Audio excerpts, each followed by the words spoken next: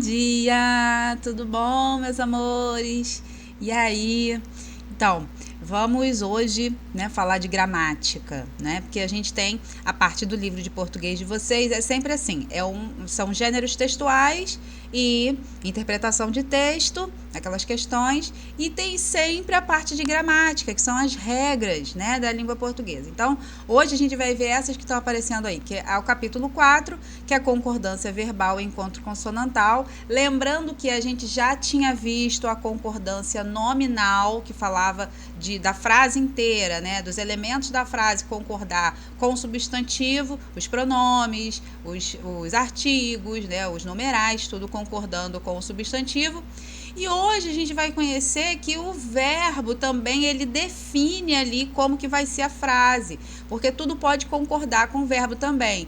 O tempo verbal, A gente viu verbos na outra aula, não é isso? A gente viu a conjugação, a gente viu tempos, a gente viu pessoas do discurso, a gente viu tipos de conjugação. E hoje a gente vai ver que a conjugação verbal, ela também tem que, toda frase tem que concordar com o tempo verbal daquele verbo em questão. Encontro consonantal é fácil também, Lembra? Consoantes e vogais. Encontro vogal, a gente já tinha visto o encontro de vogais, que é a parte de ditongo, tritongo e hiato. Hoje a gente vai ver o encontro consonantal, ou seja, são as consoantes. Tudo que não é vogal é consoante no alfabeto, não é isso? B, C, D, enfim. A gente vai ver hoje também. E no capítulo 5 a gente vai entrar na parte da tonicidade das palavras, ou seja, palavras onde tem a sílaba tônica, que é a sílaba mais forte, e como que elas são classificadas, tá? Tudo isso a gente vai ver hoje. Então vamos começar com com a concordância verbal. No livro de vocês tem um exemplo aqui do primeiro, segundo e terceiro lugar, de uma competição dos atletas. E aí vem a frase, O atleta terminou a competição em primeiro lugar. O atleta, ele, não é isso? Então, se está na terceira pessoa do singular, que é ele, o verbo tem que estar conjugado de acordo com essa pessoa, tá? Então, ele terminou no passado, tá bom? Agora, se eu passar essa frase aqui para o plural, os atletas terminaram. Tá vendo aqui, Os atletas significa eles. Aí já passou para a terceira pessoa do plural. Então, tem que concordar. Olha o verbo concordando aqui, tá? Os atletas terminaram a competição em terceiro lugar. Tá vendo? O resto da frase nem muda. Só que aqui, onde tem o substantivo, que se refere ao pronome e o verbo, eles têm que concordar, tá bom? É isso que significa a concordância verbal, a mudança que o verbo sofre em sua forma para concordar com o substantivo ou com o pronome, tá? Então, vamos lá. Encontro consonantal. Encontro consonantal significa encontro de consoantes. O exemplo do livro dá 3 imagens ali, planta, livro e barco. Observa que tem uma letra mais forte aqui, que mostra as consoantes, Planta, NT, livro, olha lá, VR e barco, RC. O que acontece com o encontro consonantal? Essas consoantes, elas podem estar na mesma sílaba ou em sílabas diferentes, tá? Então, isso vai importar. Então, fica aqui, o exemplo, Ficam na mesma sílaba, Tá vendo aqui nos exemplos? Brasa, flora, vidraça, planeta, estrela. E ficam em sílabas diferentes, ou seja, quando as consoantes se separam. Pastel, urso, algazarra, advogado e surf. Lembrando que isso significa que a gente tem que separar a sílaba certinho, tá? É importante a gente sempre lembrar da separação de sílaba. A gente viu separação de sílaba lá na parte do encontro vocálico e a gente vai ver separação de sílaba novamente agora no encontro consonantal. É importante separar a sílaba corretamente, tá? Em relação a isso, a gente vem para uma parte do encontro consonantal que se chama dígrafo. O que é dígrafo? É a combinação de 2 letras que representam um som. Então, vamos para o exemplo. Medalha, ó, LH é um dígrafo. Carro é um dígrafo. Apesar de ter 2 R's, a gente nunca fala carro. A gente fala carro, ro. Tá vendo esse ro? Parece que a gente está falando um R só, mas na verdade são 2, né? Passarinho, mesma coisa. Então aqui a gente vai ter dígrafos que eles estão na mesma sílaba, como LH e outros exemplos.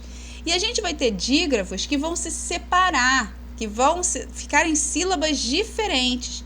É isso que é importante nesse capítulo, nessa parte. A gente, quando vai separar as sílabas, a gente tem que saber quais são os dígrafos que ficam separados e juntos, tá bom? Então, ó, exemplos de dígrafos que ficam na mesma sílaba.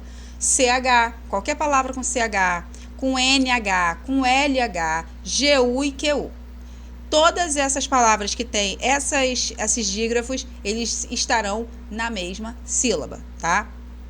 Agora, os dígrafos que se separam, ou seja, que na hora da separação de sílabas, cada um fica para um lado. O SC, ó, 600, exemplo. O S cedilha, descer. O XC, exceção.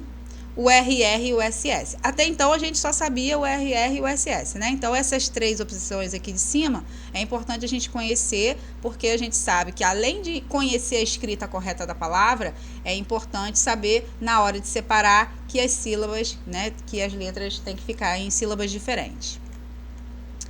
E a parte da tonicidade. Então, quando a gente fala de tonicidade, vem de tônica, né? Sílaba tônica. Sílaba tônica é a sílaba mais forte.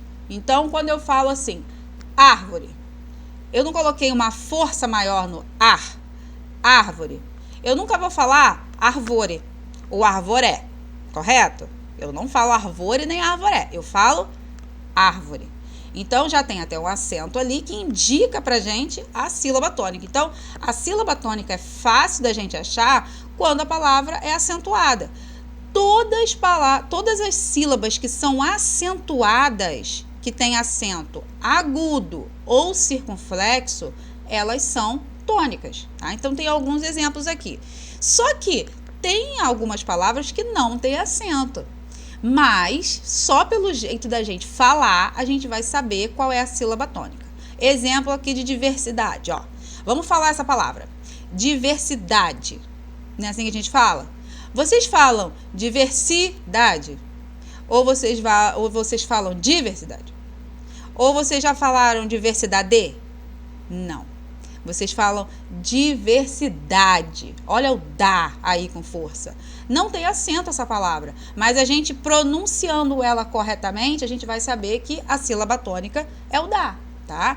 Aqui nas outras opções tem acento. Então, onde está o acento é a sílaba tônica. Então, ó, exemplo aqui. A sílaba mais forte da palavra é chamada sílaba tônica. E as outras que não são mais fortes são as átonas, tá? Com base no que a gente já viu, então, sabendo reconhecer a sílaba tônica, se a palavra for acentuada ou não, agora a gente vem para a classificação. Então, é isso que a gente é importante dessa parte do texto. Não sei se vocês já viram isso ano passado, no 3º ano, mas se não viram, vamos ver agora no 4º.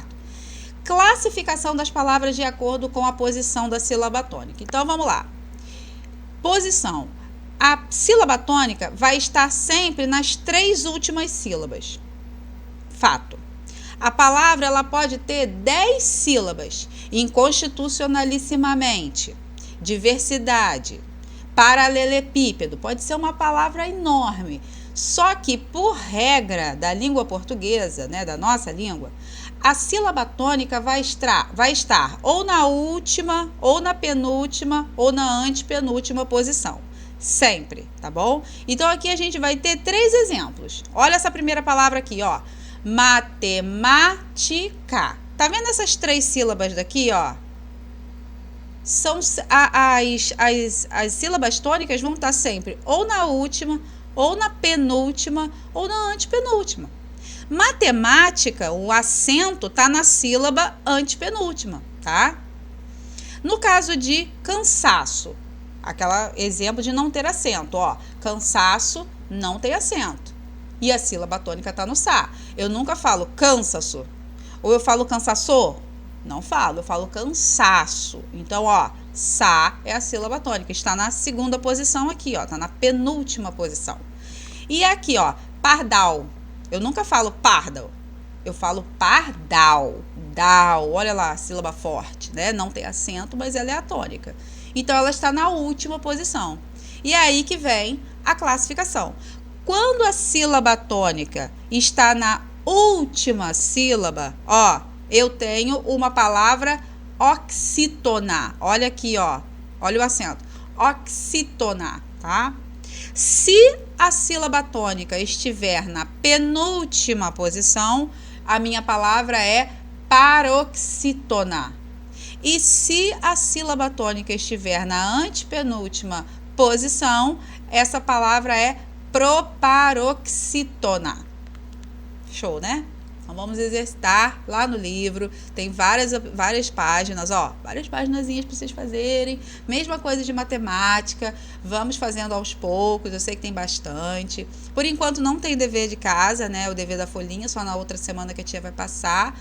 Mas vão fazendo esses exercícios aos pouquinhos, tá? Focando nos estudos. Tira a dúvida com a tia. Se não estiver entendendo, pode mandar mensagem pelo WhatsApp ou pela plataforma. E recadinho de sempre, fazendo chuva, fazendo sol, todo mundo em casa tentando. Se não conseguiu ler de novo, volta no vídeo da tia, vê de novo a explicação, tá? Para vocês conseguirem. Se não tá conseguindo de jeito nenhum, manda mensagem para a tia que eu tiro as dúvidas de vocês, tá? Um grande beijo para todos, fiquem com Deus e até a nossa próxima aula.